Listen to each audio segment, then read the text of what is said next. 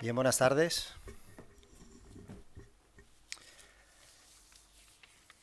Buenas tardes.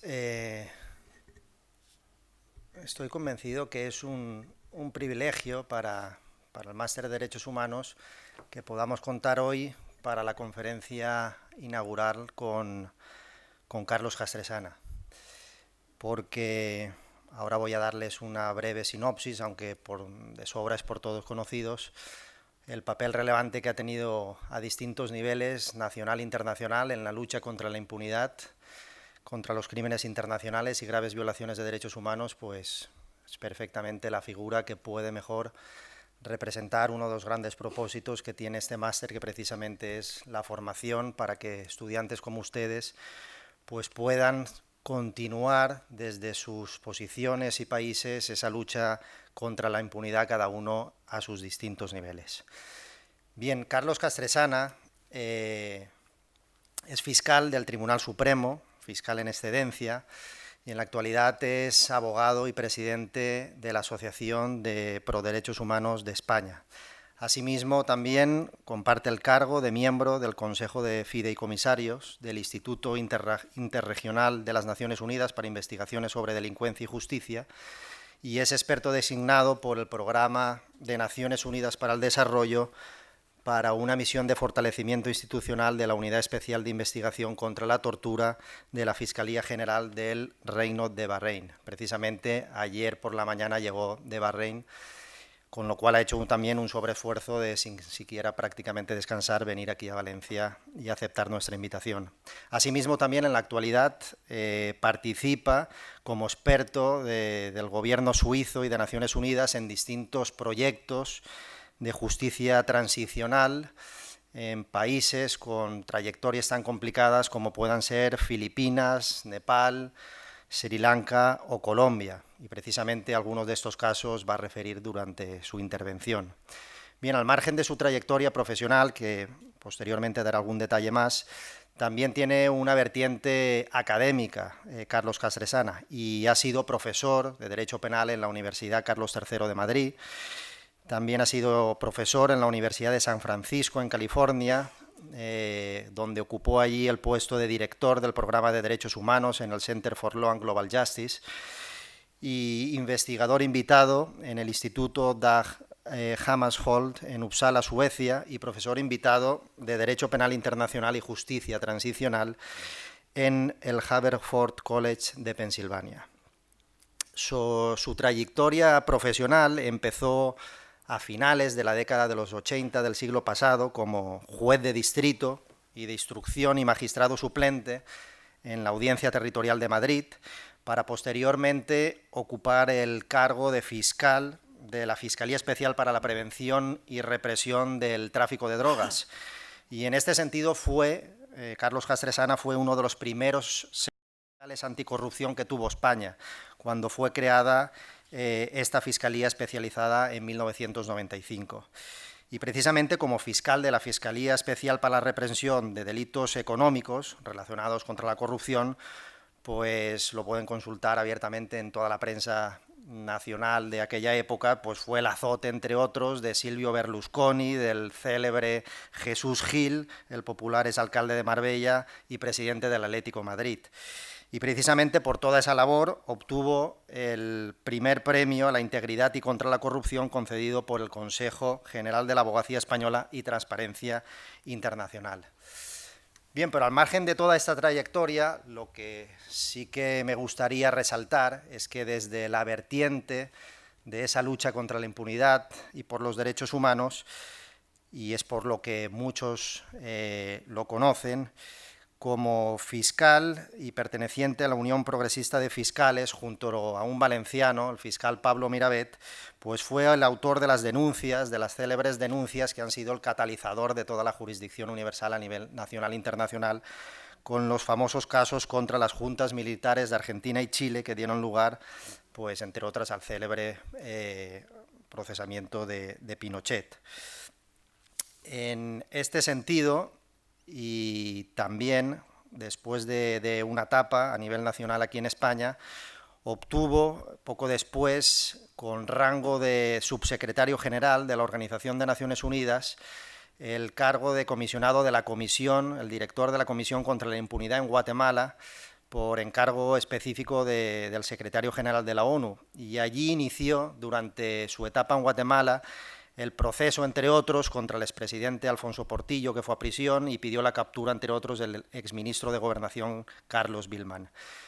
Y toda esta labor en Guatemala pues, ha obtenido también un reconocimiento, todo ese desempeño frente a esa Comisión Internacional contra la Impunidad en Guatemala, que le ha supuesto también un reconocimiento a través de distintos méritos, como por ejemplo la Orden de la Legión de Honor de la República Francesa, la Orden del Quetzal de la República de Guatemala, la Orden del Mérito Civil del Reino de España, o el Premio a la Integridad y contra la corrupción concedido por el Consejo General de la Abogacía Española y Transparencia Internacional, por citar algunos de los muchísimos más méritos que atesora, y desde el punto de vista académico y universitario es doctor honoris causa por las universidades de Guadalajara, México, y de la Central de Santiago de Chile. Podríamos complementar todo esto mencionando, aunque no tenemos ya más tiempo ni vamos a invertir más tiempo en ello, que es autor de innumerables publicaciones en esta materia y de conferencias que ha impartido en distintos organismos internacionales y universidades por todo el mundo. Pero sobre todo de Carlos Castresana, pues muchísimos, desde un principio, pues aprendimos muchísimos juristas, y parafraseándolo a él, que no podemos permanecer ni ciegos al mundo de los valores, ni sumisos a las relaciones de poder y dominación, ni tampoco insensibles a la ubicación de soluciones jurídicas para los más desprotegidos.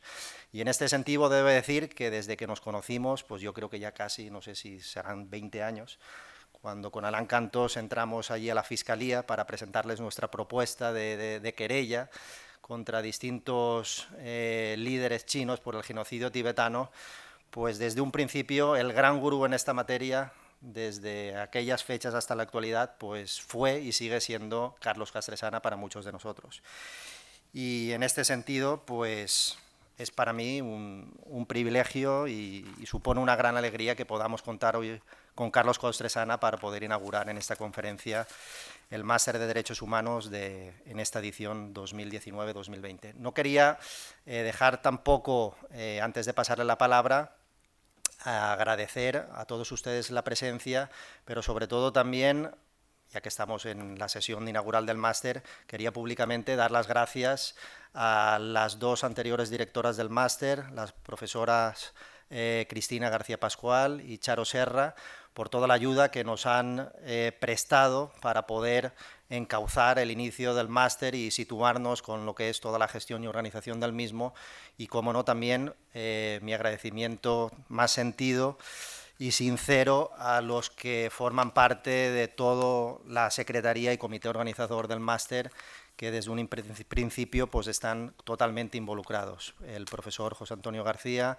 Estrella del Valle y Joan Marc Ferrando. Muchas gracias a todos y pasamos ahora ya la palabra a Carlos Castresana.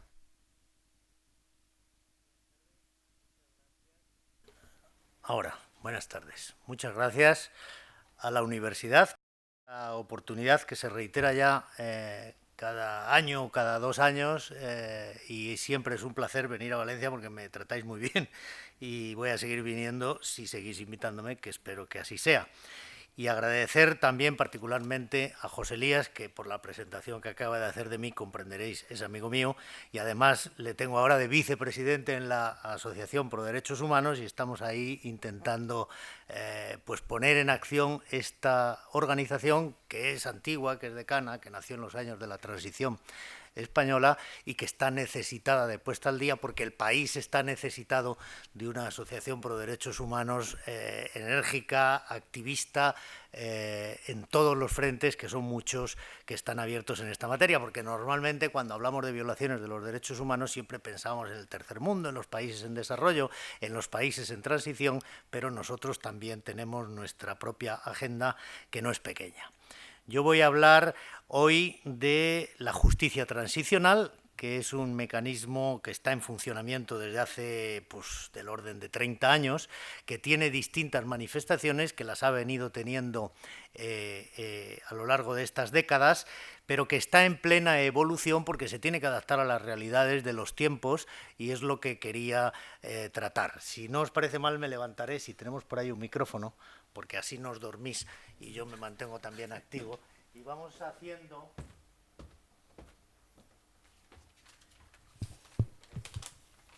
Y vamos haciendo una exposición que, como veis ahí, Paipa Colombia 2018, es parte de la cooperación que yo estoy haciendo como experto suizo. Y diréis, suizo sí, el gobierno federal suizo me lleva contratando unos cuantos años para acudir a estas situaciones de países post-conflicto o que están saliendo de un régimen autoritario, que tienen que desarrollar instituciones democráticas, que tienen que encargarse de más o menos afrontar su pasado de violaciones de los derechos humanos y que aplican estos mecanismos. En este caso concreto, yo con el gobierno suizo estoy asesorando desde hace 2 años prácticamente a la Jurisdicción Especial para la Paz en Colombia. Les estamos ayudando a poner en marcha un mecanismo que quiero aquí explicar, que es realmente muy novedoso y que de alguna manera representa la puesta al día de los principios de 1998 que vamos a comentar también. Por eso es en Paipa Colombia que yo hice esta presentación. Es la primera que hago en español después de haber explicado esto en serio en los 5 continentes,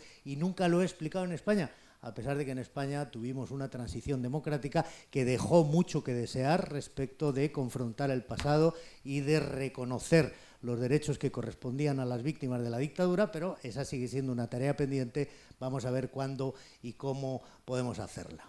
Vamos a dar un repaso rápido a algunas de las circunstancias de sociedades en transición en las que yo he tenido alguna intervención en lo personal y que por eso conozco mejor, pero vamos a hablar en general de este mecanismo y vamos naturalmente a hacer alguna mención a la situación de la propia España, y en todo caso podemos, en el diálogo de después, tenemos como 1 hora y media, volver sobre cualquiera de las situaciones que vamos a mencionar aquí o abordar cualquier otra de las que ha señalado también José Elías, sea Nepal, sea Filipinas, la que os interese, la que os preocupe en general o en particular en relación con algún país.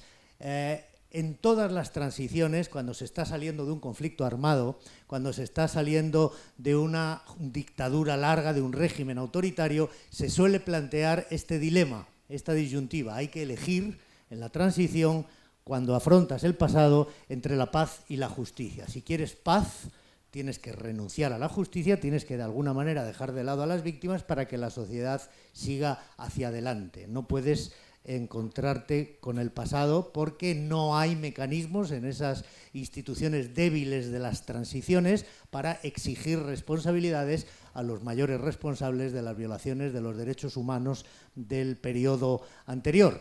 En el caso contrario se dice, bueno, entonces es que si ponemos delante la justicia y queremos traer a capítulo a los violadores de los derechos humanos, entonces no va a haber paz, nunca se va a terminar el conflicto. Bien, esa es una disyuntiva real. Es verdad que hay que hacer una transacción entre la paz y la justicia, pero la experiencia nos enseña que la única paz duradera es una paz justa, de manera que para conseguir el final de un conflicto o la transición de una dictadura habrá que hacer algunas concesiones en materia de justicia. Vamos a ver cuáles son las tolerables, pero en todo caso no aquellas que resulten esenciales, que afecten al núcleo duro del contrato social, que son los derechos humanos, porque entonces tendremos una paz frágil y tendremos situaciones como la que tuvo España en el año 81, de golpes de Estado, de intentos de regreso al pasado de aquellos que se sienten amenazados por el proceso democrático. Y diréis, ¿y por qué el puente? Pues porque esa imagen, a mi modo de ver, representa gráficamente en qué consiste la transición, y lo vamos a explicar a continuación. Entonces iremos más o menos rápido, pasando desde los rudimentos de la justicia transicional, dónde nace, dónde están las obligaciones de los Estados en el derecho internacional, para ir examinando esta evolución a la que acabo de aludir, que termina partiendo de la justicia retributiva, llegando a la justicia restaurativa con cualquier fórmula intermedia que queramos imaginar. Esto en realidad empezó en 1945. El contrato social hasta ese año era doméstico. Los derechos humanos eran una relación entre gobernantes y gobernados en cada país, pero estaba circunscrito por la soberanía de cada uno de los estados. Nadie podía realizar una injerencia en los asuntos internos de otro y, por lo tanto, la manera en la que un Estado tratase a sus propios nacionales no era de la incumbencia de nadie más. Al final de la Segunda Guerra Mundial se comprobó que habían fallecido muchas más personas víctimas de sus propios gobiernos en sus territorios que combatientes en el campo de batalla. Y la comunidad internacional entendió que había que cambiar ese paradigma y que a partir de ese momento la protección de los derechos humanos fundamentales no podía ser solo de los Estados, no podía ser dejada al arbitrio de los gobiernos, tenía que ser asumida como una responsabilidad colectiva por toda la comunidad internacional. Y eso se tradujo unos años después en los dos pactos, el de derechos civiles y políticos y el de derechos económicos, sociales y culturales de 1966, cuyo artículo 2 es común y establece cuál es esa relación. Es una relación a tres bandas, ya no es más gobernantes y gobernados.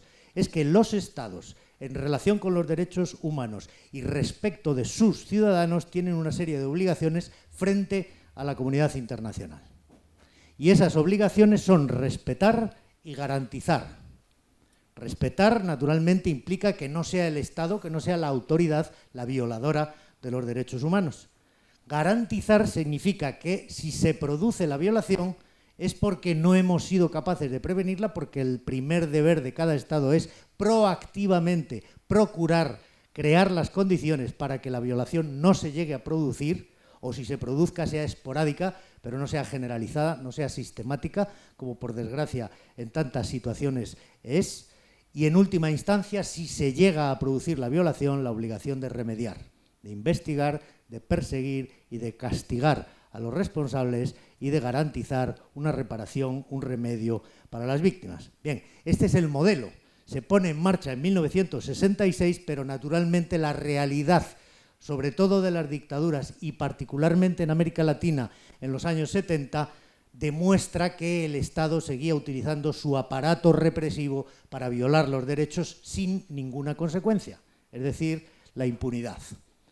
Y se empieza a intentar poner fin a esa situación al final de la dictadura argentina entre 1976 y 1983, y el señor que tiene la valentía de romper con esa inercia de violaciones de derechos humanos sistemáticas y generalizadas y finalmente impunes es el presidente Raúl Alfonsín.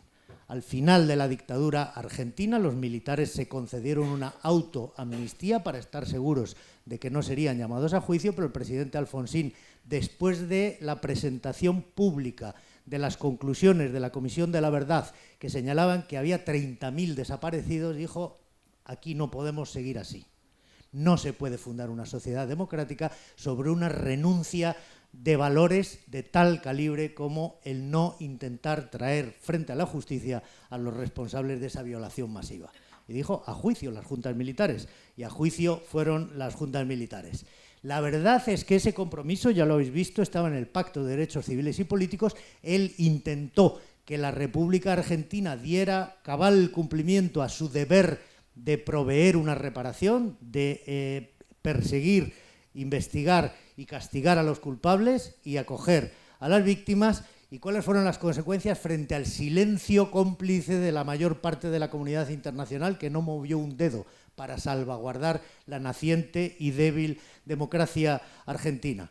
Pues tuvo un golpe de Estado, de los carapintadas, tuvo un segundo golpe de Estado, hubieron de aprobar ya los parlamentos democráticos una primera ley de punto final, después una ley de obediencia debida y finalmente los pocos que habían resultado condenados resultaron perdonados por el siguiente presidente, Saúl Menem. De manera que ese intento serio de hacer justicia retributiva, de castigar a los responsables por los crímenes que habían cometido, terminó en nada.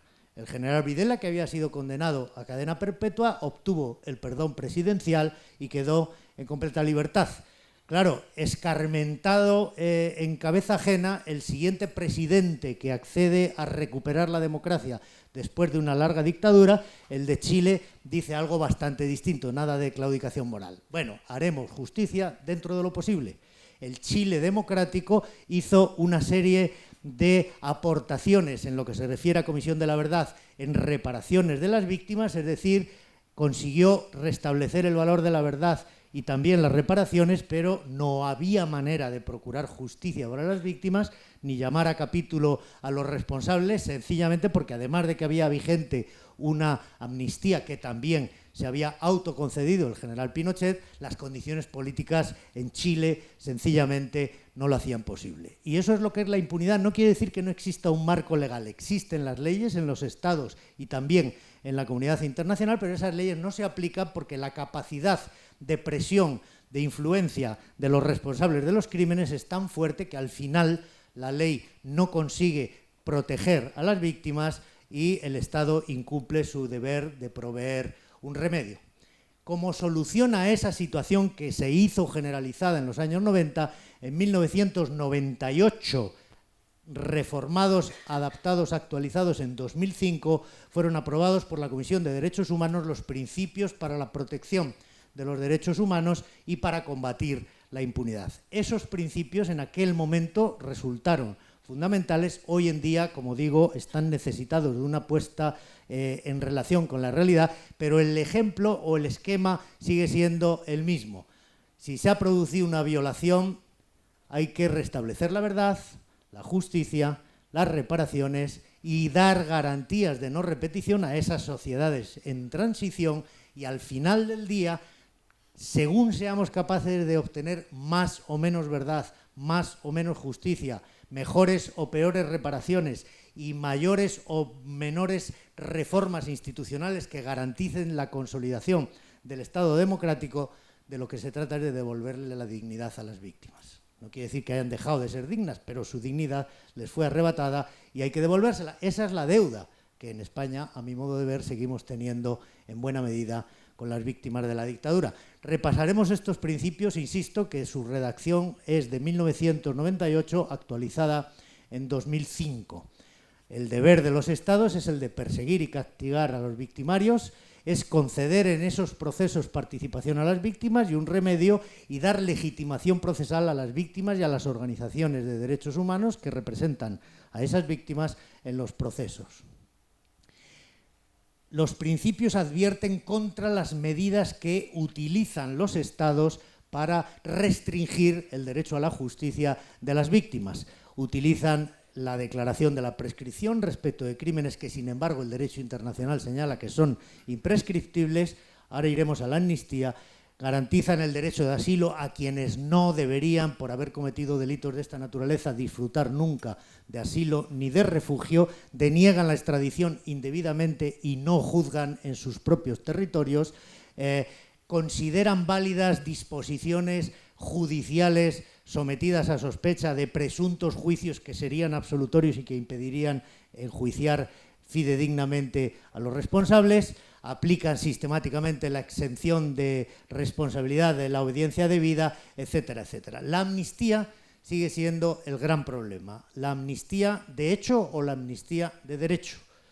Y las dos tentaciones son realmente viciosas.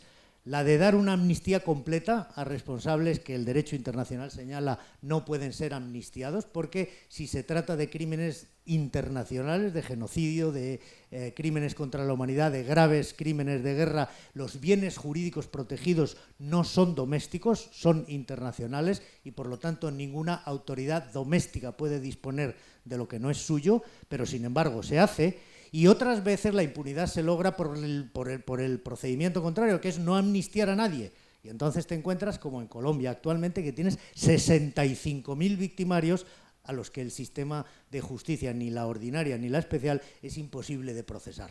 No puedes procesar a 65.000 personas. Como me decía un fiscal colombiano, tengo al 80% de mis fiscales ocupados del pasado y no tengo a ninguno para ocuparse del presente. Y la delincuencia sigue.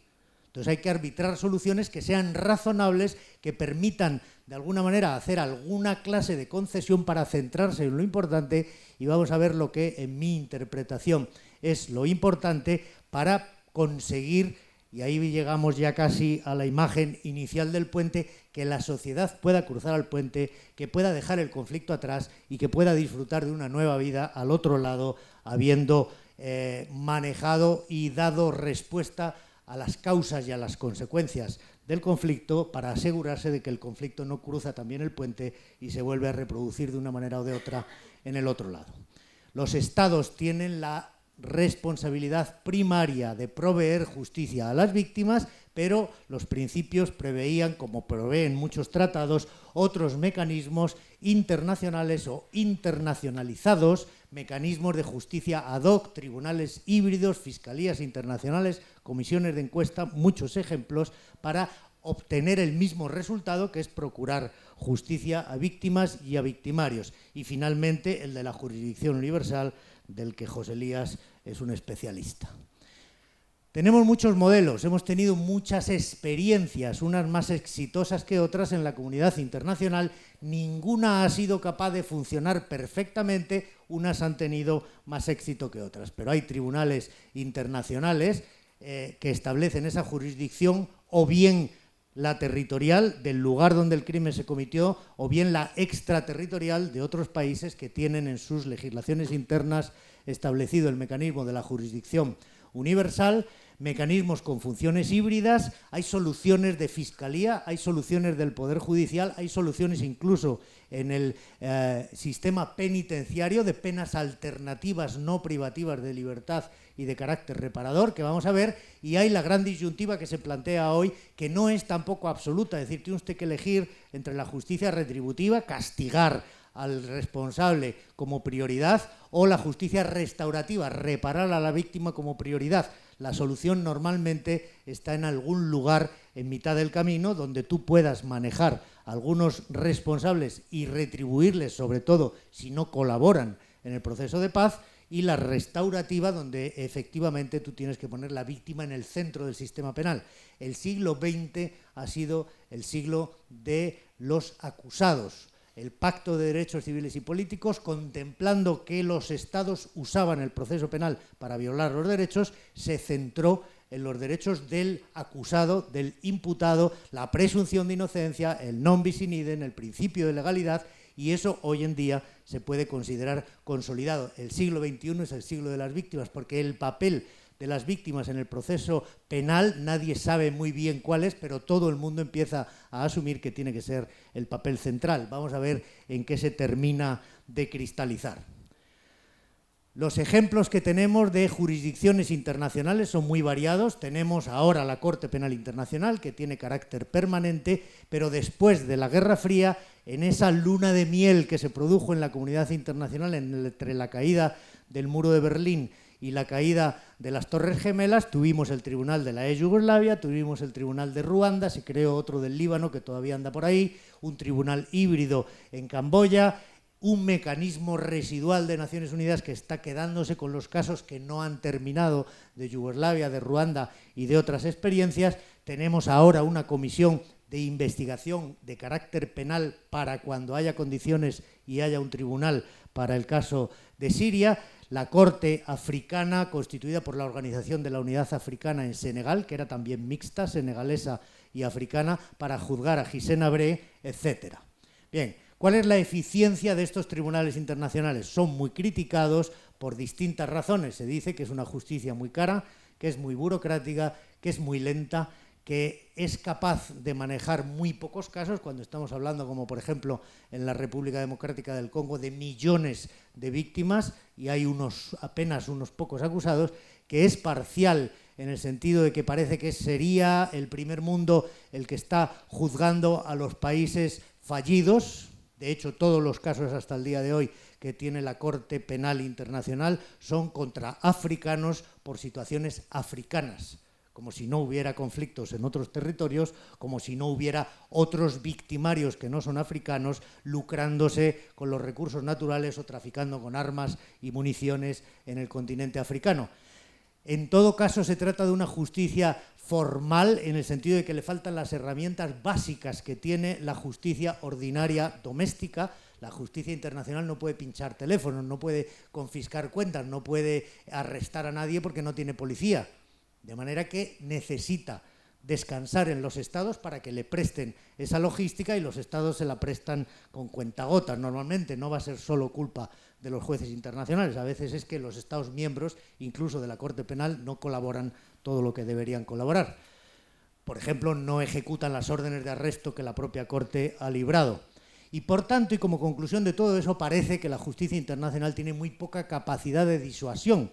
Si algún objetivo tiene el derecho penal desde los tiempos de Calamandrei, es la prevención general, es a castigar rotundamente al culpable que ha sido juzgado para que otros no se animen a seguir su ejemplo. Pero la impunidad lo que produce es al contrario, es casi como una invitación a la reincidencia, porque dice, bueno, haz lo que sea, te lucras todo lo que puedas, matas lo que te parezca, cuanto más mates, más difícil es que te juzguen, porque el problema político de juzgarte será mayor. Si matas a 2 o 3 es seguro que te van a agarrar y te van a meter 30 años, pero si matas a 30.000, pues entonces ya empieza a ser un problema político y va a ser más difícil de solucionar.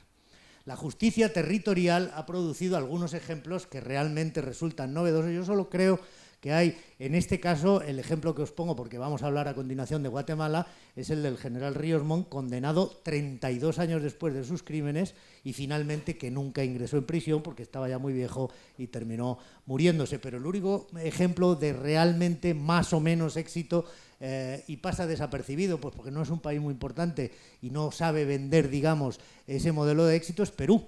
Perú es el único país que ha tenido su Comisión de la Verdad, su programa de reparaciones, que ha restablecido la situación democrática y que ha sido capaz de juzgar igualmente y condenar a cadena perpetua igualmente, y ahí los tiene presos, a Abimael Guzmán, el líder de Sendero Luminoso, y al presidente Fujimori. Pero no hay muchos más ejemplos de éxito en la justicia territorial.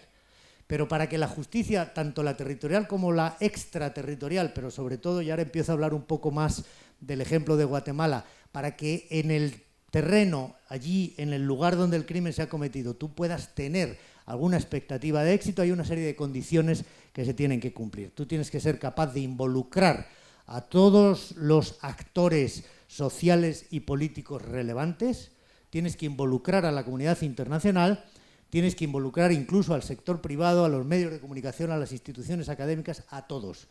La experiencia nos enseña que si tú te vas solo a acusar a un culpable, por muy culpable que sea, y muy buena que sea la prueba que tú tengas, la capacidad de presión que él va a ejercer sobre el tribunal tiene que ser contrarrestada por todos esos que tienen que venir contigo a empujar, porque si no, la presión hará que se consiga escapar por una vía o por otra y no tendrás ningún resultado y resultará extremadamente frustrante. ¿Cómo se genera la voluntad política? Pues hay que trabajar. Dice, no, es que como no hay voluntad política no se puede perseguir en este país a este señor a pesar de que cometió crímenes gravísimos. Bueno, la voluntad política es verdad que puede estar ausente, pero también se puede trabajar y construirla. Solo tienes que trabajar, buscar esos aliados que mencionábamos antes y ser muy pesado dando la brasa de que hay que hacer lo que hay que hacer. Y eso a veces al final se consigue hacer. Construyendo voluntad. Mirad, esta es la Comisión Internacional contra la Impunidad, la que yo presidía en Guatemala entre 2007 y 2010. Mirad, solo en un año, en 2009, nosotros fuimos aludidos casi 5.000 veces en los medios de comunicación. Era un disparate. Estábamos 3 veces al día en todos los telediarios, en todas las radios, en todos los periódicos. No podíamos pasar desapercibidos porque hacíamos muchísimo ruido. Entonces, al final, la comunidad internacional, los actores políticos, las universidades y los grupos sociales dijeron, algo habrá que hacer con esto. Y eso es crear la voluntad política, porque al final los gobiernos se mueven por eso. Cuando las encuestas les dicen con un 90% que tienen que posibilitar que se enjuicie a fulano de tal, pues al final lo hacen, porque el coste político para ellos de no hacerlo resulta impagable, insoportable. De manera que tú tienes que crear las condiciones porque no se crean espontáneamente. ¿De acuerdo? Construyendo voluntad necesitas a la sociedad civil. En todas estas situaciones, nacional o internacionalmente, tú necesitas que los muchachos estos como la Greta y del medio ambiente y estar dando la lata todo el tiempo hasta que los gobiernos no tengan más remedio. Esa convocatoria ciudadana, que parece ahí muy fácil, son 35 organizaciones que se odiaban a matar y que fuimos capaces de juntar indígenas y ladinos, empresarios y trabajadores, medioambientalistas, feministas, todo el mundo, apoyando el esfuerzo de la Comisión Internacional, hasta que se llegó a decir la CICIG no es una organización, es un estado de ánimo. Pero a partir de ese momento es que se empiezan a crear las condiciones para que tú hagas tu trabajo, te allanan el camino. Construyendo voluntad, ahí tenéis el número de reuniones que en 3 años yo tuve que hacer con todas esas diferentes instituciones nacionales o internacionales. Y eso es lo que te va abriendo las posibilidades de luego presentar una querella y que te la admitan a trámite. Es que es de lo que estamos hablando, ¿eh?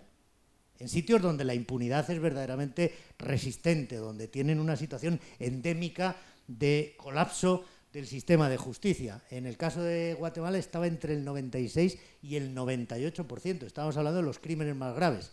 O sea, que de cualquier criminal, asesino, narcotraficante, 98 se escapaban libres y 2 por accidente resultaban castigados. Luego tienes que construir la capacidad. Cuando tú llegas a esos países, eso es lo que le está pasando ahora a la Corte Penal Internacional, en el Congo, en la República Centroafricana, en Sudán. No tienes contraparte. No hay policías, no hay fiscales, no hay jueces, no hay sistema penitenciario con los que tú puedas establecer una asociación para hacer juntos el trabajo. Tienes que crear esa contraparte. Nosotros entrenamos policías, entrenamos fiscales y jueces, reformamos la legislación vigente, reformamos las instituciones y empezamos a ejercer acciones disciplinarias porque nuestro mandato, según el acuerdo que tenía firmado el secretario general con el presidente de Guatemala, nos lo permitía, lo vamos a ver enseguida con algunos ejemplos, remover los obstáculos políticos que son simplemente los funcionarios, las autoridades que no colaboren en el cumplimiento de un acuerdo que tiene la ONU con el Estado. Y entonces es que empiezas a estar preparado para presentar acciones criminales. Entrenamos a los policías, conseguimos que el Congreso aprobase 4 reformas legislativas, ahí funcionábamos como un grupo parlamentario, presentábamos proposiciones que se discutían y que de las 16 que presentamos nos aprobaron 4 y dijimos, bueno, pues ya con esto nos vamos, porque no vamos a seguir esperando hasta que aprueben las 16, cosa que efectivamente nunca se produjo. Tuvimos que crear un tribunal de mayor riesgo porque no necesitamos héroes, necesitamos funcionarios honestos. Pero en el interior de Guatemala, que eran territorios controlados por el narcotráfico, tú no podías razonablemente pedirle al juez que encarcelase a un narcotraficante mexicano o colombiano porque ese mismo día estarían muertos él y toda su familia. Esos casos los trajimos a la capital, les dimos la protección oportuna, tuvimos que mandar familias enteras fuera, les pusimos coches blindados, les subimos un 10% el sueldo, les dimos un entorno amigable en el que ellos pudieran hacer su trabajo y empezaron a hacerlo. La buena noticia es que incluso en las instituciones más corruptas, en los países más disfuncionales, hay gente decente que quiere un país mejor porque ahí es donde están criando a su familia. Y te colaboran si tú les das las condiciones que no tenían y que tú traes porque eres la ONU y tienes un montón de dinero y no tienes problemas para hacer lo que ellos consideran que era absolutamente inalcanzable. Y remover obstáculos políticos, claro, los que no te ayudan los tienes que quitar de en medio. Entonces nosotros conseguimos renovar la Policía Nacional Civil y a partir de ese momento, claro, sacamos al 10% de la plantilla. Fuera. Todos los que no pasaron la prueba de polígrafo, la cuenta del mes y a tu casa. Y al director y al subdirector. Y a partir de ahí es que la institución parece como que entiende el mensaje y empieza medianamente a funcionar. Con el fiscal general lo mismo, yo empecé a juntar un dossier de todas las cosas que me decía que no. Cuando tenía una carpeta de este tamaño me fui con el presidente y le dije, o lo sacas o cerramos la comisión porque así no se puede trabajar. Entonces le prometieron que le iban a hacer embajador, presentó la renuncia, luego no le nombraron, pero eso ya no era culpa mía. En 2009, que se renovaba la Corte Suprema, porque allí renuevan la Corte entera y las Cortes de Apelaciones enteras cada 5 años, era la oportunidad, porque si no con los jueces no es tan fácil decir este juez no me gusta, me lo quitas. Pero en la renovación de los jueces, con la información de la sociedad civil, empezamos a recusar jueces con un argumento que estaba en la Constitución de Guatemala, que decía los magistrados de la Corte Suprema tienen que ser de reconocida honorabilidad. Entonces nosotros agarramos la lista de los que habían elegido y dijimos, estos serán muy honorables, pero su honorabilidad no está generalmente reconocida, así que por favor los quitan. Y el Congreso mismo que les había puesto los quitó. Claro, si quitas 5 de 13, los otros 8 también entienden el mensaje. Y es ahí que empezamos a buscar el parteaguas, el punto de inflexión, diríamos en España. Es que se necesita, en mitad del puente, decir ahí, ahora se ha producido el cambio. Y eso es simbólico, no es este caso o el otro, ni es un caso más importante ni otro. Es aquel en el que la sociedad entiende que ya no hay marcha atrás, que han dejado el conflicto y que a partir de ese momento, cruzando el puente, hay cosas que se hacían antes que ya no se van a poder hacer en el otro lado. Y a partir de ese momento es que una transición se puede considerar consolidada. En el caso de Argentina, ¿cuál fue el parteaguas? ¿Cuál fue el punto de inflexión? Pues la querella que pusimos los fiscales progresistas contra ese señor que disfrutaba de completa impunidad y cobraba su pensión de retiro como general del ejército después de haber cometido crímenes execrables, haber sido condenado a cadena perpetua y después indultado. Entonces hubo que empezar otra vez el caso contra el presidente Videla. Como había 30.000 casos, no había problema de cosa juzgada, le habían juzgado por 700, pues elegimos otros 700 y le cayó prisión perpetua. Y ahí sí terminó muriendo en la cárcel. Desde ese momento, desde el segundo juicio y condena del general Videla, Argentina es otro país. Porque ahí sí se produjo un quiebre definitivo e irreversible de la impunidad. En el primer momento el intento que había hecho Alfonsín era muy meritorio, pero fracasó. Pero este segundo fue definitivo. En Chile, lo mismo, este señor, que ya le conocéis, primero mató lo que le pareció, después se autoamnistió, pero en 1998 se le ocurrió visitar a Margaret Thatcher, sin darse cuenta que estaba en el espacio judicial europeo.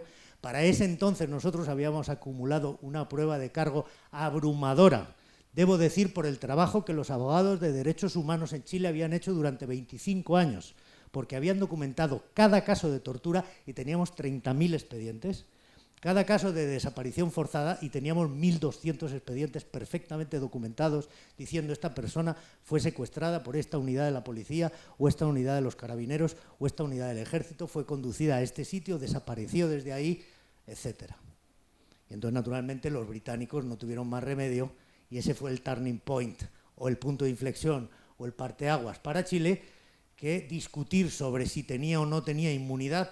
En Inglaterra la reina, os podéis imaginar el nivel de inmunidad que tiene, pero bueno, lo ganamos en la Cámara de los Lores por 3-2, se anuló, tuvimos que repetir, la segunda vez ya fue goleada, ganamos por 6-1, el señor estuvo 500 días arrestado en Londres y luego le dejaron volver.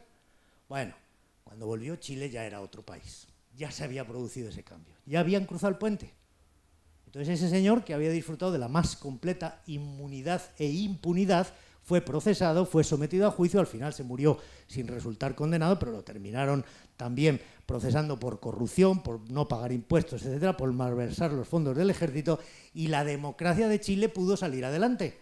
Mientras tanto era una democracia incompleta, era una democracia custodiada. ¿Cuál fue el efecto demostración en Guatemala?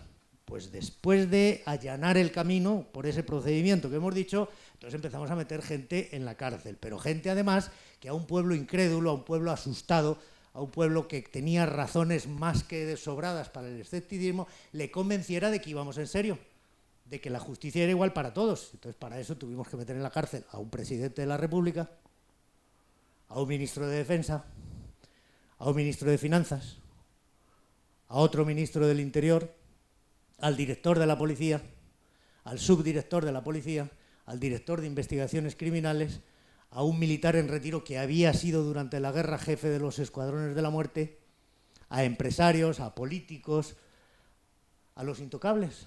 Y yo digo que el punto de inflexión fue este, el día que ese señor, el mayor general Enrique Ríos Sosa, hijo de Efraín Ríos Montt, le hicieron esta foto y salió en todos los periódicos, los guatemaltecos dijeron, ostras, pues ahora sí parece que ha cambiado. Porque esa es la imagen que todos tenemos en mente de cuando alguien es, como decimos aquí, empapelado. Conseguimos llevar, mientras yo estaba, hasta 2010, 7 casos de alto impacto. Quiere decir alto impacto, por ejemplo, el jefe de los Zetas mexicanos en Guatemala, que era un señor muy importante, que se había permitido el lujo de matar a 12 así en un incidente que ellos considerarían menor. 7 casos de alto impacto, 7 condenas. Y ahí sí el país ya entendió que la situación había cambiado. Y yo creo que eso se ha consolidado, aunque la CICIG la acaban de cerrar en el mes de septiembre, con más pena que gloria. En realidad yo creo que eso ha quedado, porque los ojos de los guatemaltecos vieron esto que no hubieran pensado que verían jamás. El presidente Portillo, cuando ya lo habíamos procesado y lo íbamos a meter en la cárcel, naturalmente se volvió a fugar, y era la cuarta vez que se fugaba, pero se quedó dormido en esa casa que veis ahí detrás, en lo que en la madrugada le iba a recoger una embarcación para cruzarle a Belice, que estaba a 2 millas, y le agarramos. Ese es el efecto de demostración, que nadie está por encima de la ley. Y este es el principio de complementariedad ese que habréis visto en el Estatuto de Roma, la ONU y la Policía del Territorio deteniendo mano a mano, en equipo, codo con codo, al presidente de la República. Ese señor fue juzgado en Guatemala, como tenía muchos resortes de impunidad. Naturalmente consiguió que las Cortes en Guatemala le absolvieran, pero como nosotros no éramos tontos, teníamos un plan B, lo extraditamos a Estados Unidos y ahí sí le metieron 5 años, a los que se conformó. Además, porque si no, posiblemente le hubieran caído 20. Ahí está Portillo aceptando su condena en Estados Unidos. Y eso despertó a las víctimas. Estas mujeres que veis ahí, que tienen cascos puestos porque no hablan español después de 500 años, porque nadie se ha ocupado de enseñarles la lengua oficial, salieron por primera vez a decir, después de 30 y 40 años, somos víctimas, pero no porque mataran a nuestros maridos, que es lo que habían dicho en el momento de la transición, porque a todas nosotras nos violaron. Y todas nosotras tenemos hijos fruto de esas violaciones. Pero hasta ahora no hemos sentido la confianza como para venir delante de un juez a decirle esto y por favor castigue al que lo hizo. Y la gente tenía en la memoria que el responsable de las mayores violaciones durante los años 80 era ese, Efraín Ríos Montt, golpista, general del ejército, jefe de Estado de facto. Y la gente también tenía en la memoria que cuando en los años 90, después de acabada la guerra, para el año 2000, el presidente Portillo se quiso presentar a las elecciones presidenciales y se le prohibió porque como golpista estaba inhabilitado, él eligió como marioneta a Alfonso Portillo y naturalmente la asociación de ideas era evidente. Si Portillo ha podido ir a la cárcel, ¿por qué no Ríos Montt? La justicia es muy adictiva, la justicia es como una droga dura que cuanta más te metes, más quieres. Habéis visto a las víctimas con los cascos. El victimario con los cascos es lo más parecido que conocemos a la justicia. Ahí tenéis al de Yugoslavia, ahí tenéis al de Alemania, ahí tenéis al de Guatemala. De manera que sí se puede. Y claro, cuando la gente ya agarró carrerilla, ya no era solo por los crímenes del conflicto armado, era también por la corrupción. Y entonces empezaron a decir que el siguiente presidente tenía también que dimitir porque se descubrió una trama de corrupción bastante importante. Y la gente dijo, no, que se vayan y que además los procesen. Pidieron la renuncia primero de la vicepresidenta, luego del presidente, y los dos terminaron en prisión incondicional y hasta el día de hoy están en espera de juicio. El milagro en Guatemala es que eso pudo pasar sin el menor incidente de violencia. Estos señores durmieron en la casa presidencial y al día siguiente en la cárcel y no pasó nada. Eso es la democracia, ¿no? Y este es el resultado de todo ese trabajo, no solamente estos grandes casos enormemente relevantes desde el punto de vista político y mediático, es esto. Los índices de violencia, cuando terminó la guerra, estaban en 26 asesinatos por 100.000 habitantes y año. Como el conflicto no terminó bien, no se hizo todo ese proceso transicional que se tenía que haber hecho, la violencia solo aumentó. Cuando crean la CICIG en 2007, baja un poquitín, ahí lo veis, porque la gente dice, uy, que viene la ONU. Pero naturalmente luego que entendieron que no pasaba nada, pues siguieron matando con fruición hasta que empezamos a meter a la gente en la cárcel. Y a partir de ese momento, 2009, la violencia empezó a descender hasta el día de hoy y no ha dejado de descender. Y vuelven a estar en 26, pero llegaron a estar en 46 asesinatos por 100.000 habitantes y año, que en ese momento era la cifra de violencia más alta del mundo, incluyendo los territorios en conflicto armado. Es decir, en Guatemala mataban más gente que en Afganistán o en Irak, y al día de hoy, sin embargo, han vuelto a estándares que siguen siendo altísimos, pero que son normales para Centroamérica. Y vamos a ver la justicia restaurativa y a ver si dejamos tiempo para preguntas. Colombia.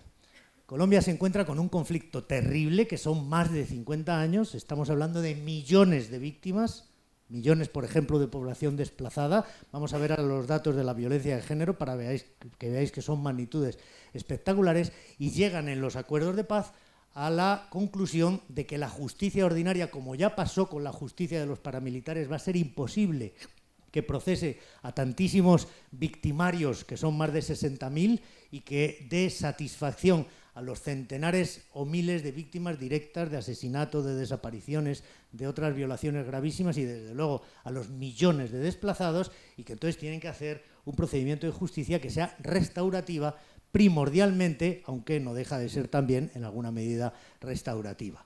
El principio fundamental, podéis quedaros con la presentación, así que no entraré mucho en detalle porque se me está yendo el tiempo.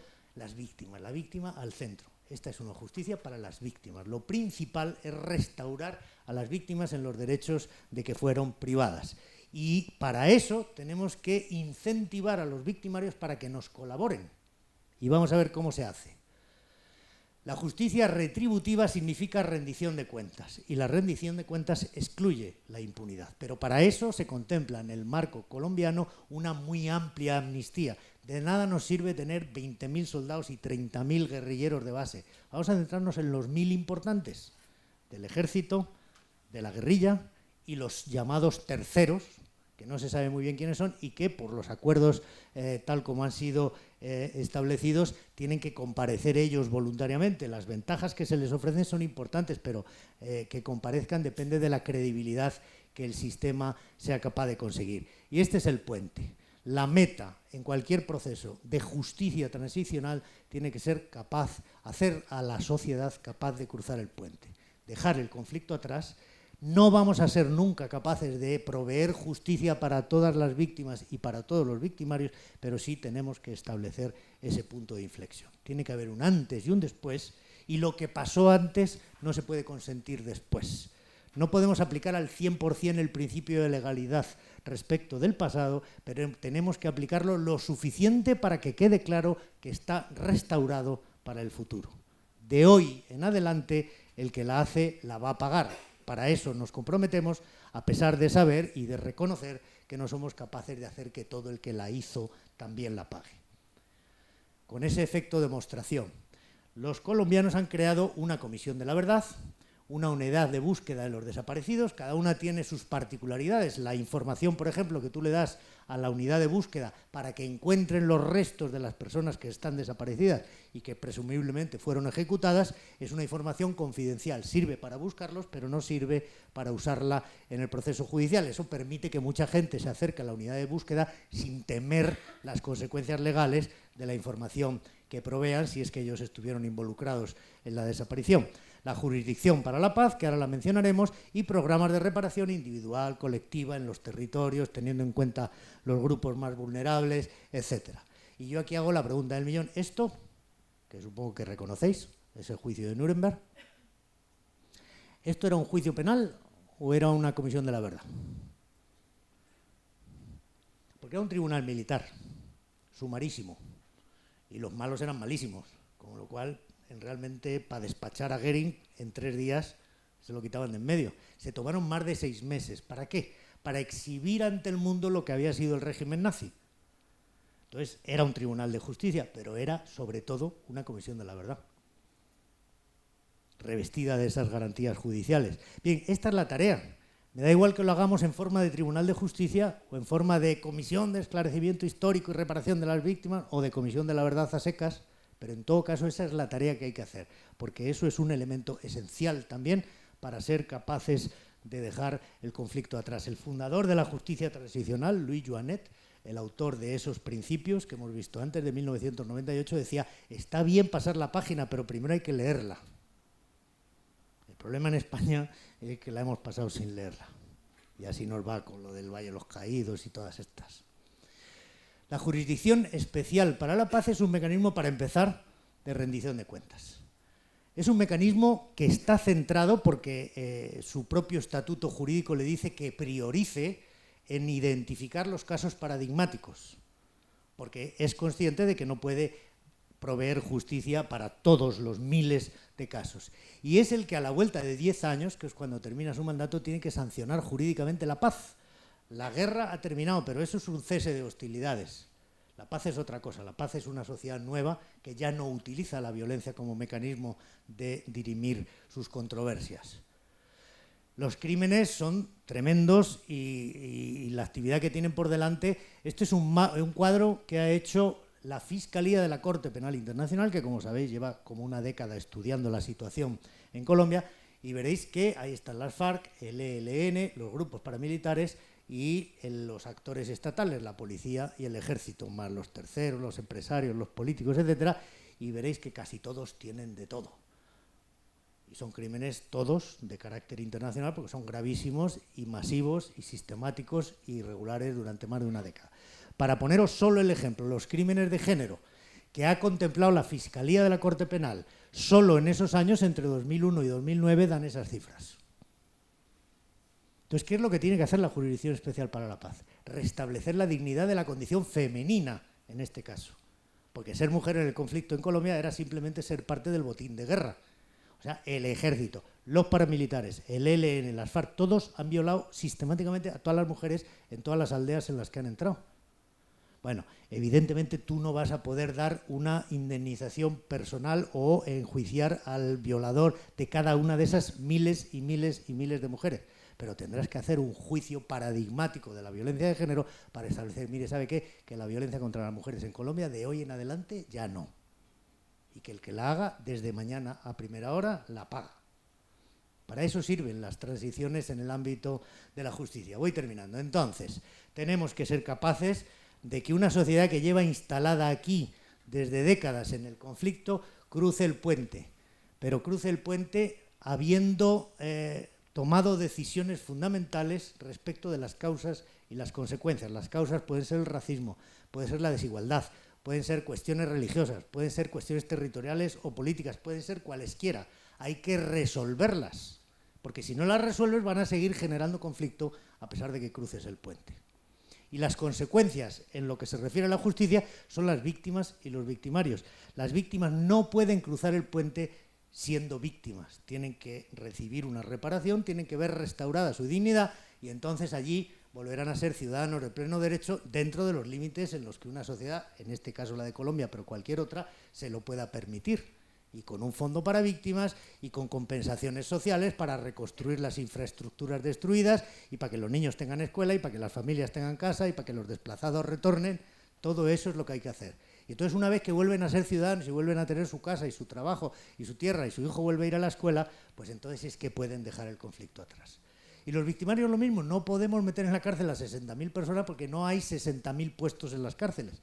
Pero tendremos que dar una amnistía que permita al que fue mero combatiente recuperar una vida civil, que no le signifique estar todo el día y convertirse de guerrillero en narcotraficante y seguir en las mismas, porque lo que saben hacer es matar, habrá que enseñarles un oficio, y a los responsables habrá que llevarlos a la jurisdicción y el procedimiento previsto es, si usted colabora, si usted reconoce su responsabilidad y si usted nos permite reparar a la víctima, por ejemplo, diciendo dónde está el señor que usted mató y que enterró en mitad de la selva, entonces a usted le daremos penas alternativas, usted tendrá que hacer 3, 5, 8 años de trabajo social y no ir a la cárcel. Y si usted no colabora, entonces le podemos meter hasta 20 años de prisión, que no es poca cosa. No es perfecto, pero es lo que va a permitir que también el victimario, cuando cruce al otro lado, ya no lo sea. Que vuelva a ser un funcionario después de haber rendido cuentas y de haberle pagado su deuda a las víctimas y a la sociedad. Eso hay que hacerlo rapidito, porque las oportunidades no están ahí para siempre. Al cabo del rato, que es lo que nos pasa ahora en España, antes no teníamos los medios para hacer una comisión de la verdad, ahora no sabemos ni cómo exhumar a un dictador. Porque las condiciones con el tiempo no solo no mejoran, sino que normalmente empeoran. La resistencia se empecina todavía más. O sea que hay que hacerlo cuanto antes, cruzar el puente mientras se puede. Y el segundo objetivo, eso es fundamental, ya en el otro lado reglas nuevas. Está muy bien que somos una sociedad, que nos hemos reconciliado, esa palabra que tiene mucho significado y que a veces no tiene ninguno, a todos nos gusta jugar, vamos a seguir conviviendo, pero a partir de ahora hay árbitro, ¿eh? Entonces si le das una patada a uno te van a expulsar. En eso consiste. Pero es que eso, la restauración de los valores, es lo esencial en una sociedad que ha sufrido una dictadura o que ha sufrido un conflicto armado. La justicia en transición, por lo tanto, sirve para ajustar cuentas con el pasado y sirve para establecer un nuevo marco de convivencia para el futuro. Solución pacífica de las controversias con las herramientas del Estado de Derecho, erradicar la violencia y la corrupción, o por lo menos las condiciones en las que la violencia y la corrupción se hacen endémicas, y desarrollar un sistema de seguridad y de justicia eficiente y confiable. En nuestros países se dice pronto porque nos parece que eso se da por garantizado, pero eso en Colombia hoy por hoy es un desideratum, es una quimera, pero vamos a ver si son capaces, con la ayuda de la comunidad internacional, de llevarlo a la práctica. Muchas gracias.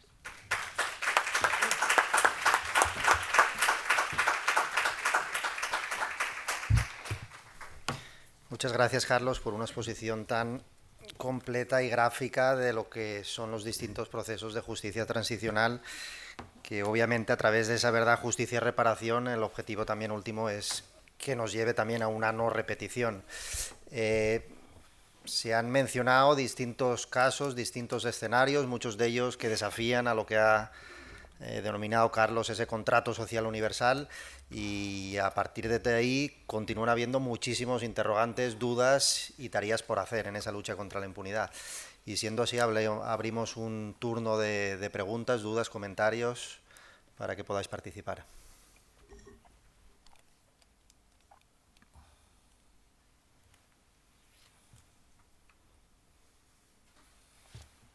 Ya tenemos dos. Allí primero y aquí después. Ahí.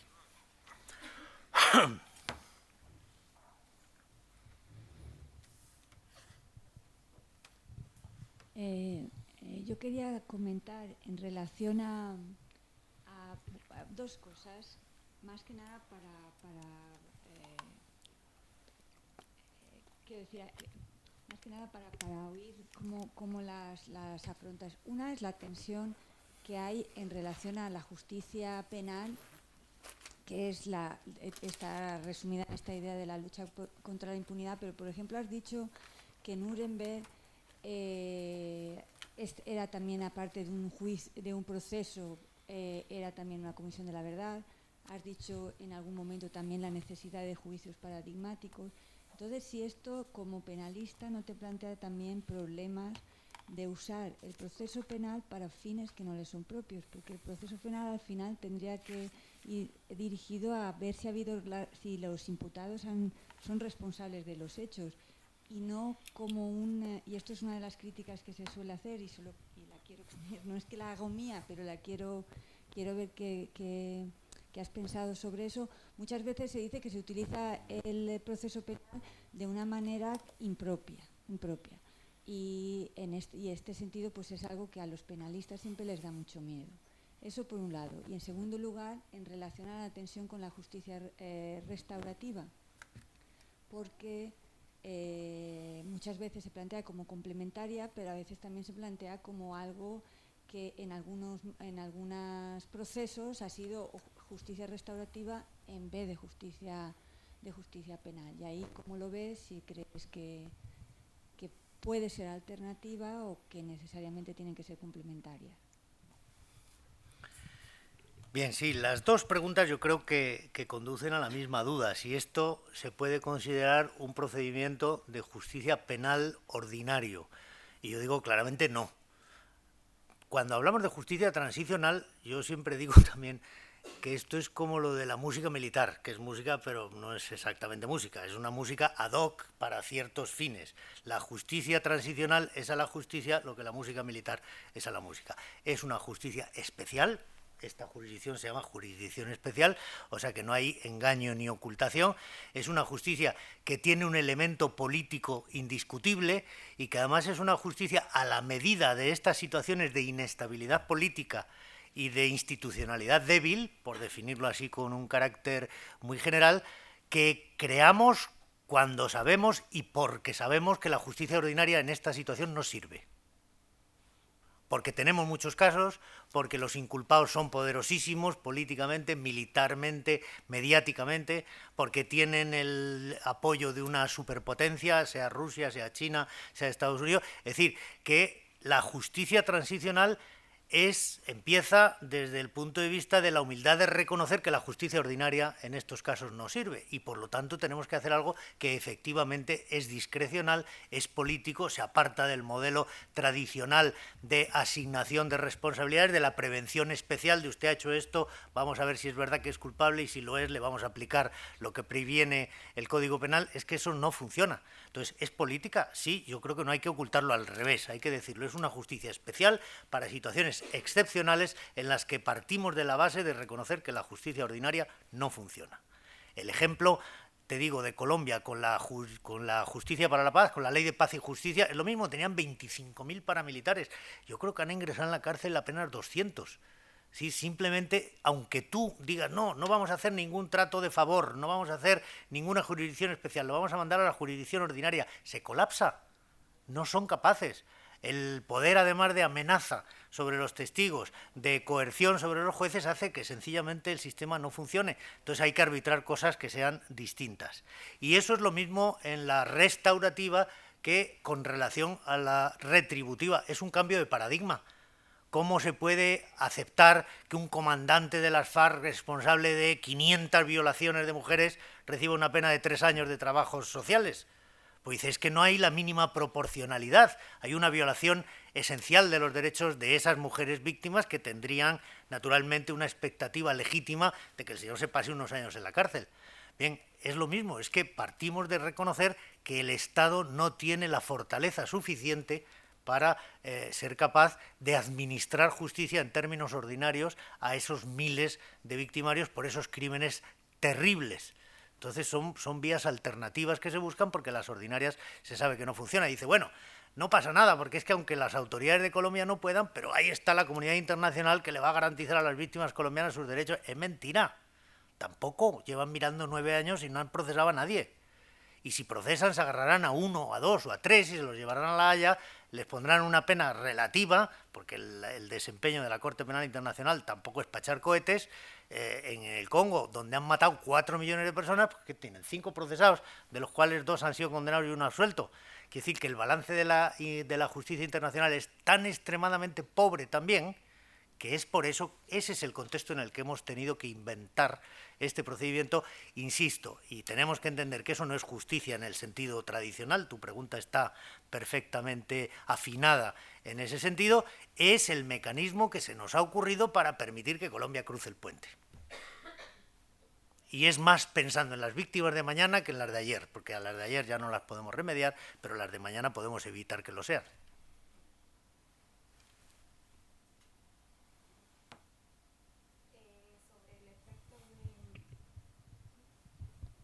Sobre el efecto de demostración, que hablaba como en el fondo de generar este efecto simbólico en el tejido social. ¿Cuál considera usted que sería un efecto de demostración en el caso español, que evidentemente no ha sucedido? ¿Cuál sería como la estrategia en ese sentido? ¿Sería la comisión de la verdad o otra cosa? A ver, claro, la respuesta sería diferente si estuviéramos en el año 80, 82, 85, que ahora, en 2019. La justicia penal yo creo que de poco nos va a servir, entre otras cosas porque los victimarios están todos muertos o casi todos están muertos. Pero no me parece mal que se estableciera un mecanismo, aunque fuera de justicia restaurativa, para los que todavía quedan vivos, el famoso Billy el Niño, por ejemplo, que torturó a docenas de personas y que se sigue paseando por las calles. Que ese señor fuera llamado ante un tribunal de justicia, que tuviera que responder por sus crímenes, aunque por la edad que tiene no ingresase en prisión, que le quitaran sus medallas y que a las víctimas el Estado reconociera que lo que les pasó no tendría que haber pasado y que tienen derecho a una indemnización, aunque les den €1, si da lo mismo. Pero ese ejercicio de reconocimiento de la responsabilidad del Estado por lo que ocurrió y luego por no haber sido en más de 40 años capaces de cumplir con nuestra obligación de reparación y proveer un remedio para las víctimas, yo creo que es una asignatura pendiente. Entonces, ¿qué podría hacerse en España? Que yo contemple es una comisión de la verdad parecida a la de Sudáfrica. Tenemos como 40 modelos, de manera que, como además tampoco las reglas son estrictas, sino que se establecen unos principios y luego tú los adaptas a unas realidades, yo creo que una comisión de la verdad mixta, que tenga funciones de restitución de la verdad, de reparación y también de justicia, sería ideal. en nuestro país, y a estas alturas es lo que yo creo que primero se lo debemos a las víctimas, pero segundo que me parece que sería viable, ¿eh? Entonces, abrir causas penales ahora por las cosas que pasaron en los 40 o los 50 no tiene ningún sentido, incluso por las que pasaron en los 70.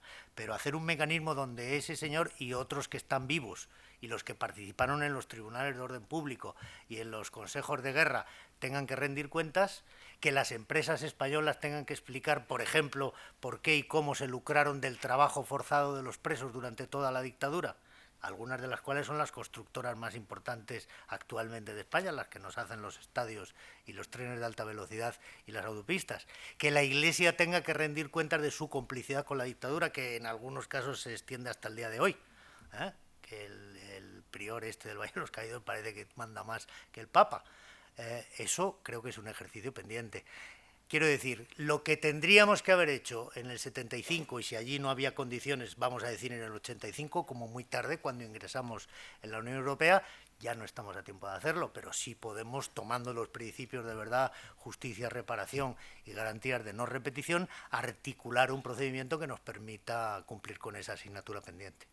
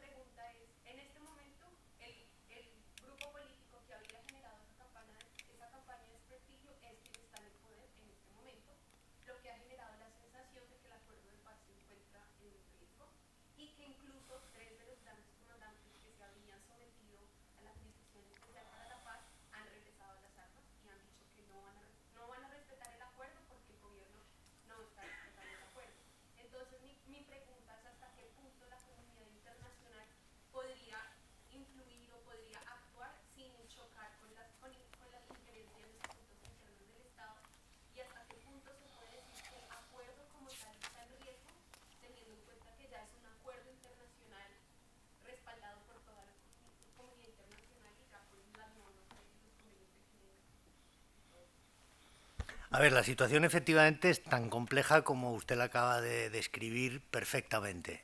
Los plebiscitos los carga el diablo, y si no que le pregunten a los ingleses, ¿verdad? Es complicado. Yo, a ver, quiero ser optimista en relación a Colombia. Yo creo que el proceso de paz, que los acuerdos de paz se van a mantener, que naturalmente van a seguir teniendo dificultades. Lo de organizar un plebiscito, perderlo y de todas maneras seguir adelante no es una dificultad menor, pero que en todo caso los que se oponen, porque sigue habiendo una oposición, y además desde el gobierno en este momento y en buena parte también desde el Parlamento, deberían ser interpelados por la comunidad internacional y por los propios colombianos. Es decir, usted está en contra de los acuerdos de paz, ¿qué quiere decir? ¿Que volvamos a la guerra? ¿Quiere decir que el expresidente Uribe está con el Jesús Santrich en que hay que volver a matarse? Pero que lo diga. Pues dice, no, es que me pongo en los acuerdos de paz. Bueno, pues entonces habrá que sentarse y renegociar X aspecto, ver qué parte. Pero si es que está usted radicalmente en contra, como dice estar, diga usted de verdad que usted lo que le va es la guerra, que usted quiere hasta exterminarlos, ¿vale? Pues vamos a estar 20 años más matándonos y luego nos paramos otro rato y pensamos otra vez. Esa es la primera cosa. Y entonces, esa es la primera gran pregunta. Usted no quiere los acuerdos de paz, entonces, ¿qué quiere usted la guerra? Pero nadie la ha formulado. Pero planteársela así. Y la segunda es, usted no quiere la jurisdicción especial para la paz porque es un mecanismo de justicia restaurativa que no satisface a las víctimas. ¿Usted se compromete a garantizar que la justicia ordinaria va a despachar a esos 65.000 hombres? Porque es imposible. Entonces, o se va por la jurisdicción especial o se va a la impunidad. Entonces, dígalo. ¿Usted qué es lo que quiere? ¿La impunidad? Es que esos son los cuestionamientos que se tienen que hacer públicamente que no se están haciendo. Entonces todo el mundo anda ahí templando gaitas. Yo comprendo que los políticos en activo, en posiciones de responsabilidad, sean prudentes. A lo mejor yo, porque estoy fuera, desde la barrera a los toros se ve muy bien y puede decir las cosas que ellos no pueden decir. Pero el planteamiento es ese. O sea, o hay paz, esta paz precaria, con estos que se han vuelto a echar al monte y con todas sus imperfecciones y con todas sus injusticias, o volvemos a matarnos. Y luego, esta justicia imperfecta, incompleta, que también parece que va lenta, que tendría que empezar a dar resultados mucho más tangibles, o la justicia ordinaria, pero la justicia ordinaria, no nos engañemos, porque tenemos muy reciente el ejemplo de los paramilitares, ha conducido a la más extensa impunidad. Entonces, si esta no le gusta, dígame usted cuál otra, porque la otra ya sabemos a dónde conduce, pero seamos claros. Porque como en todas las partes, ahora en la campaña electoral que nos viene, nos vamos a hinchar, pero la demagogia en estas situaciones extremas, pues es evidente, ¿no? El proyecto ese, no, es que vamos a excluir de la Jurisdicción Especial para la Paz los delitos contra los niños. Pues claro, ¿quién votaría en contra de eso? Pero bueno, es que el que ha cometido un delito contra un niño, como el que ha cometido un delito contra un adulto, lo que usted no está diciendo es que la Jurisdicción Especial para la Paz le puede meter 20 años de prisión. No es perfecto, pero es bastante. Entonces no es que diga, no, es que están dejando en la impunidad a los que mataron niños. Hombre, eso es demagogia.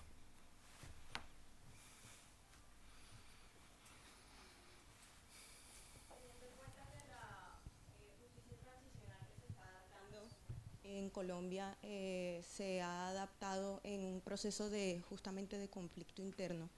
No ha cesado el conflicto en el país. Uno de los puntos de quiebre de esta justicia es el principio de garantías de no repetición. Y actualmente se ven que en las políticas públicas que ha adaptado el país, o sea, Colombia, se vuelven inútiles o ineficaces toda vez que justamente este principio no se está cumpliendo. ¿Cree usted que esta justicia transicional deba ser aplicada cuando el conflicto se haya acabado o se puede seguir aplicando durante el tiempo de conflicto? A ver, eso es muy importante. La garantía de no repetición, como todas las demás, se tiene que garantizar en la medida en que se pueda, pero esta verdaderamente es la importante, para que la gente acepte esas renuncias y esas concesiones que están aceptando unos y otros en cualquiera de los campos, especialmente las víctimas, tenemos por lo menos que asegurarles un futuro mejor. Entonces, bueno, mire, la no repetición está garantizada, le vamos a dar una reparación que es una porquería, pero acéptela por favor, porque eso va a permitir un país mejor para sus hijos. Y la mayor parte de la gente va a ser generosa y lo va a aceptar entendiendo que eso es lo que hay, que eso es lo que se puede.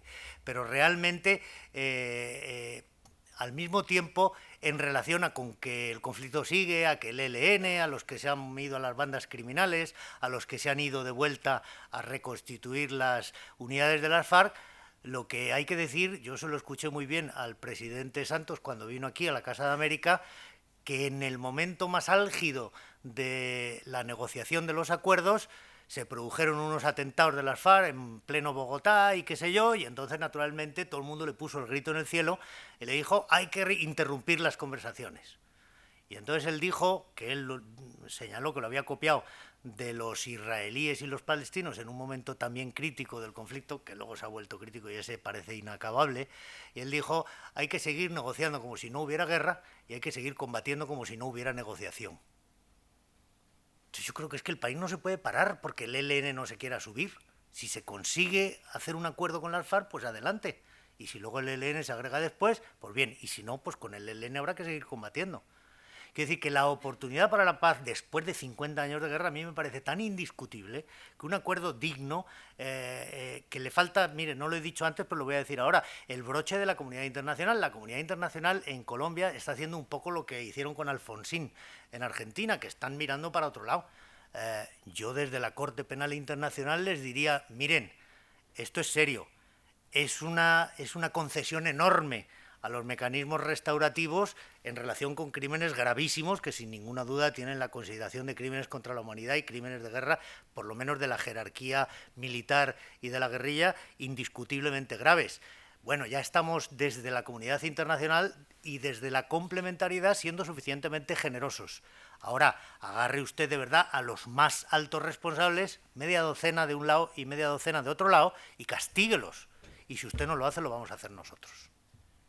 A mí eso me parece que un baño de realidad desde la comunidad internacional, diciéndole a Colombia, hagan la tarea, porque ya les estamos levantando bastante la mano en aras a la paz. Si todo el mundo está asumiendo esas renuncias, porque la prioridad es la paz, el paz versus justicia del que estamos hablando siempre. Ahora, si encima no van a hacer la paz y la justicia va a ser una burla, entonces para eso está la jurisdicción de la Corte Penal Internacional para los países, como dice el Estatuto de Roma, que no pueden o no quieren.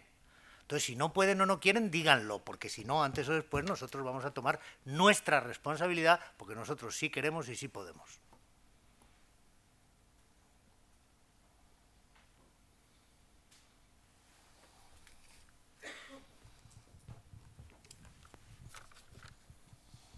Buenas tardes, muchas gracias por su presentación que me ha gustado muchísimo. Yo estoy investigando un argumento que es bastante parecido. Estoy investigando el enfoque integral, que es una metodología de resolución de conflicto. En lo específico, hay una parte de su presentación que me interesa muchísimo. Cuando usted habla que es necesario construir la capacidad, la voluntad y seleccionar el personal que está involucrado en este proceso, porque si no, no se va a cabo. Porque yo la dificultad que he tenido siempre en mi trabajo es cuando se pone todo a una mesa y que hay personas que no quieren hablarse. Esta es la realidad. ¿Hay una metodología científica por seleccionar estas personas? Aparte de la honorabilidad de que usted habla, ¿conoce alguna metodología? Porque es objeto de mi investigación y me gustaría saber su opinión. Gracias. A ver, yo le diría que no. La verdad es que no creo que nadie haya de alguna manera desarrollado esto como unas bases de actuación o unos principios o unas recomendaciones. Lo que sí hay es mejores prácticas, es decir, hay estudios comparativos. Yo conozco varios de la Comisión de Guatemala que son rigurosos y que señalan los aciertos y también los desaciertos, que los hubo, ¿eh? Nosotros la verdad es que era un mandato tan intenso que vivíamos al día, hicimos 40 veces planes de trabajo que teníamos que cambiar a la semana siguiente porque la realidad es demasiado rica, la criminalidad no se detenía y entonces teníamos que andar en buena medida improvisando. Pero vamos, algunas de las cosas que yo he expuesto aquí, un marco legal mínimo para poder afrontar criminalidad organizada, por ejemplo, pues está archi estudiado desde los especialistas italianos. Los procedimientos de la cooperación judicial en materia de rule of law, también hay multitud de documentos de Naciones Unidas que establecen cuáles son esos estándares. Y luego otras cosas, la verdad es que eran improvisadas según nos íbamos encontrando con los problemas. Lo de agarrar 100 policías y formarlos nosotros, yo lo había visto en los Intocables del Lyonnais. Nosotros hicimos un acuerdo con el Ministerio de Gobernación que nos tenían que dar 100 policías, nos mandaban policías, les pasábamos la prueba de polígrafo y no pasaba la prueba ni uno. No es que digas 2 o 3, ni uno.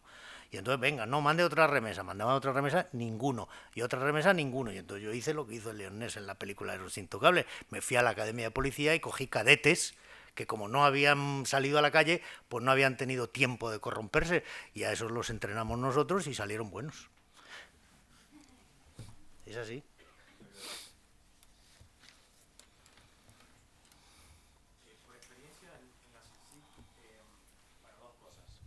No sé si el apoyo de Naciones Unidas fue suficiente, 1. Y 2, ¿cuál sería más o menos el punto de inflexión que podría haber, por ejemplo, en nuevas comisiones como es la de Ecuador o la de Honduras? Bien, a ver, ¿el apoyo de Naciones Unidas fue suficiente? Sí, yo diría, para matizarlo un poquito, el apoyo de los Estados miembros de Naciones Unidas que estaban comprometidos, que eran donantes, que habían hecho aportación de dinero, que eran los Europa Occidental, Estados Unidos y Canadá, o en personal, que era muy importante, que eran Argentina, Chile, Colombia, eran todos los países latinoamericanos. No cooperan con dinero, pero me mandaban policías, investigadores fiscales, y eso hizo una alianza muy buena. Y yo les rendía cuentas regularmente, y eso funcionó muy bien.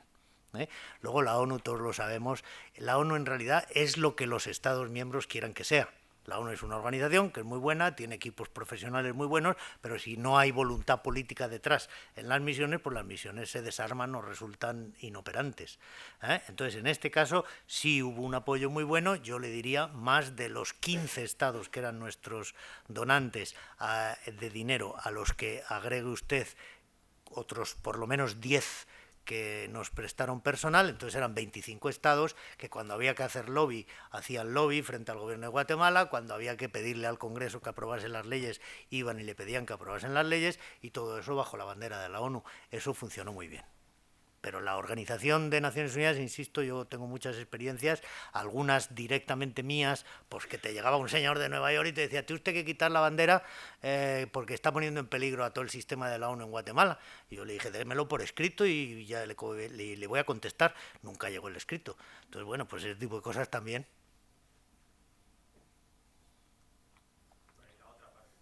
Ah, perdón.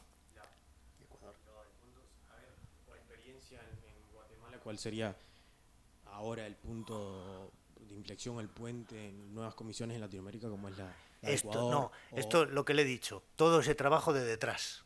Es imposible, ni en Ecuador, ni en Honduras, por ejemplo, en cualquiera de los países, si no tienes el apoyo de la comunidad diplomática, no tienes el apoyo de la sociedad civil, no tienes el apoyo de los medios de comunicación, estás listo. Estás listo. Tú a cada una de estas misiones te tienes que ir con alguien que te respalde detrás. No solo que te respalde políticamente, que te respalde financieramente, sino que te respalde en cuanto a persuadir a la opinión pública de que lo que tú estás haciendo es importante y lo tienen que apoyar. Es que si tú vas solo así de burócrata y te plantas allí como paracaidista y aterrizas y vas a verle al presidente de la República y le dices lo que tiene que hacer, te manda al carajo. Y es razonable que lo haga. Ahora, si tú vas allí después de una campaña mediática donde el tipo está prácticamente contra la pared y tú le dices necesito que me cambies al fiscal general, te lo cambia en 24 horas. Pero no es porque yo sea muy persuasivo, es porque él sabe que le toca hacerlo. Es la presión que no le estoy poniendo yo, le están poniendo los que vienen conmigo. Entonces, eso funciona así. En todos los sitios tú tienes que crear un estado de opinión de que lo que tú estás proponiendo es lo que hay que hacer. Y entonces tienes probabilidades de que en algunos de los casos te van a hacer caso y se va a hacer. Si vas tú solo, así como de verdad, como paracaidista, te digo, no vas muy lejos, no llegas muy lejos. Todos los gobiernos, y más en estas situaciones de emergencia, atienden a las prioridades. Y si tú no eres la prioridad, no te van a hacer ni caso. Bueno, lamentablemente tenemos que dejarlo aquí, aunque haya cuestiones pendientes, porque es que si no, no va a coger el tren que se tiene que volver ahora mismo a Madrid. Entonces, aún a pesar, a mí también me hubiera gustado preguntar alguna cuestión, pero como tenemos el privilegio de poder volverlo a invitar en otra ocasión, pues acabamos de resolver todas esas dudas en esa fecha. Bien, muchas gracias por vuestra atención y gracias a Carlos Castresana por haber venido aquí a Valencia. Gracias.